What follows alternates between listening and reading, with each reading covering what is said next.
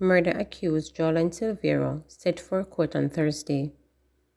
Former Member of Parliament Jolan Silvero, who is charged with the murder of his wife Melissa, is scheduled to make his first appearance in court on Thursday.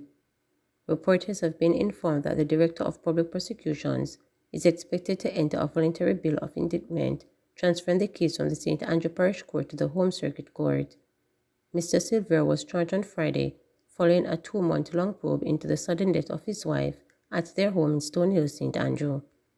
It was initially reported that Mrs. Silvero died in her sleep on November 10, but a post-mortem later revealed the presence of bullet fragments in her body, prompting a murder investigation. Investigators made a breakthrough in the case last week after ballistic tests allegedly linked Mr. Silvero's licensed firearm to the shooting. Deputy Commissioner of Police Bailey indicated that other charges are pending against the former MP. St. James wanted man linked to murders and shootings charged. Detectives from the Criminal Investigations Branch have charged a suspect who have been linked to multiple cases of shooting and murders in St. James. The man, 47-year-old Nigel Bailey, otherwise called Bad Ross, of Brickasset, St. James, was listed as one of the most wanted fugitives for the parish. Bailey was captured on January 4 after 4 years on the run. Reporters were informed by a senior commander that Bailey, who is under investigation for at least 20 murders, has so far been charged for the murder of 42-year-old Kemar Henry, otherwise called Brocky, of Brixton Anchovy, and 41-year-old Owen Morris, otherwise called Orrit.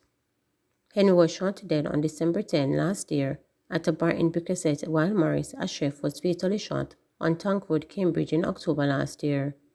Bailey, who fled St. James during a major police manhunt, was captured by the St. Catherine Police. He was charged Monday after warrants were served on him by the St. James Police. The police say Bailey is a former member of a notorious gang in St. James. 3 alleged goat thieves arrested in Manchester. 3 men have been arrested following a high-speed chase which led to the recovery of a goat believed to have been stolen in Newport, Manchester on Tuesday. Sub-officer in charge of operations in Manchester, Inspector Simon McCormack, says the men were held by a patrol team about midday. The sub-officer in charge of operations for Manchester stated that one of the men is known to the police. Meanwhile, the inspector is appealing to farmers in the Newport area to be vigilant. He is hoping that the incident will act as a warning to predatory larcenies. The police were on patrol in the Tower Street area of Newport when a silver Toyota Axion was spotted. With due the suspicion of the police, the car was chased and stopped. 3 men alighted from that vehicle. Upon subsequent search of the vehicle, 1 ram goat was found in the vehicle. Cop charged with grievous sexual assault of 14-year-old girl.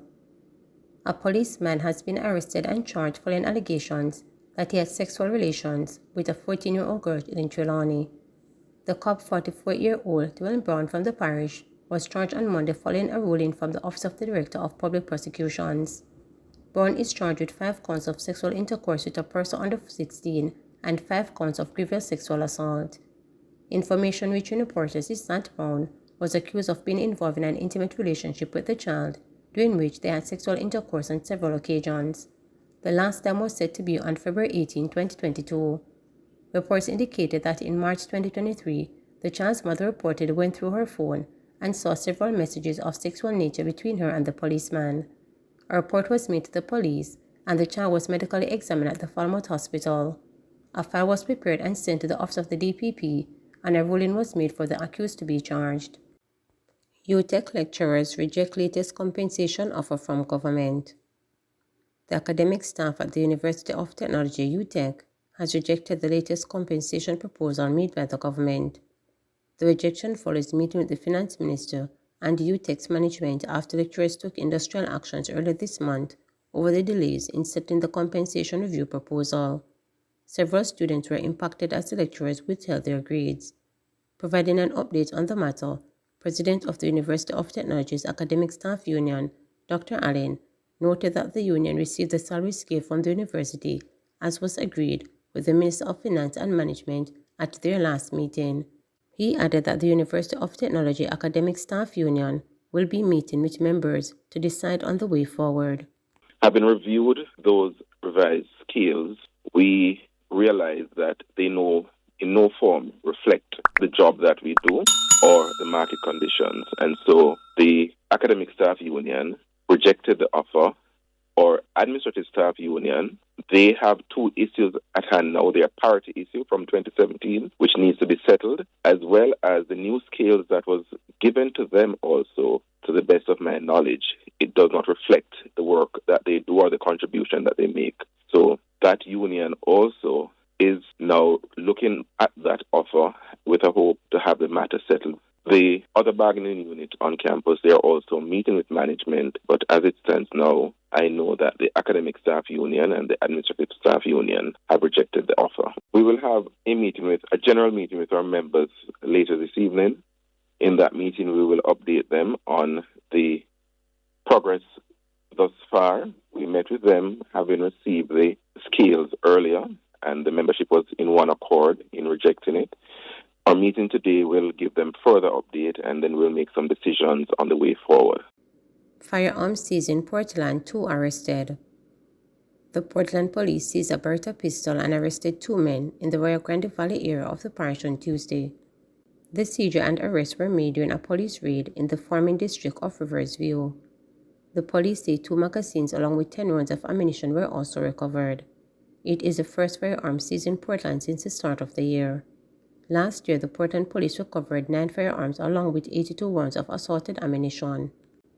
Plastic lunchboxes ban timeline stays put. Some small restaurateurs are pleading with the government for more time to prepare for the ban on plastic lunch containers, which comes in effective on June 1. But the administration is standing firm to its timeline, which it insists is adequate to allow for the transition to take place.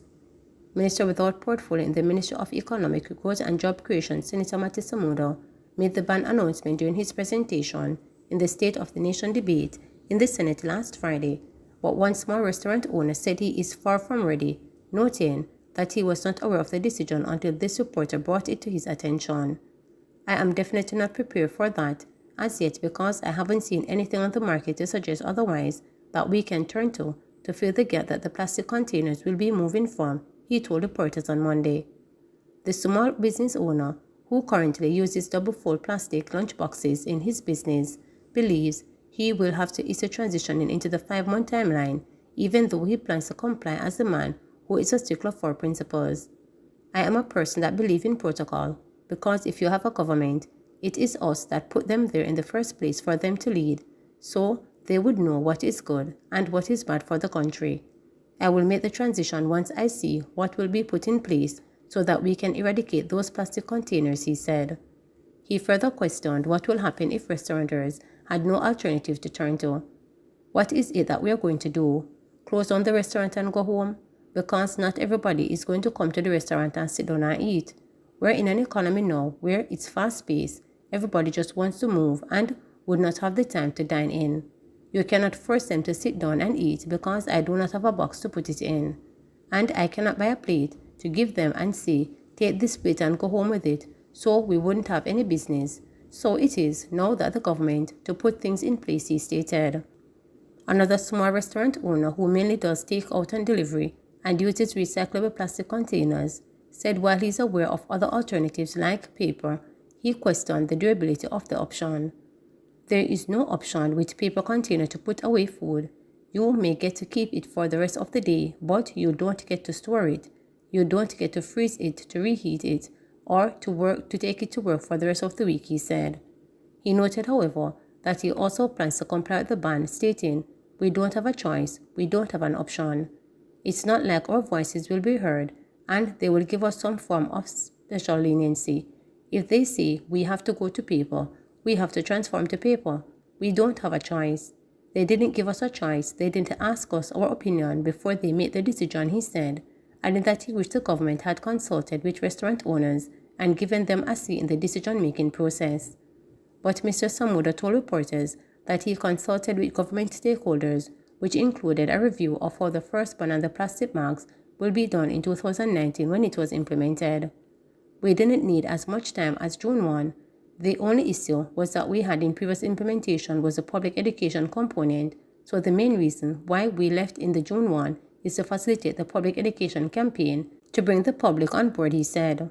Some would have further noted that there were 2 major importers of plastic in the country and that they were expecting an earlier timeline, so they have actually been given more time to make their adjustments.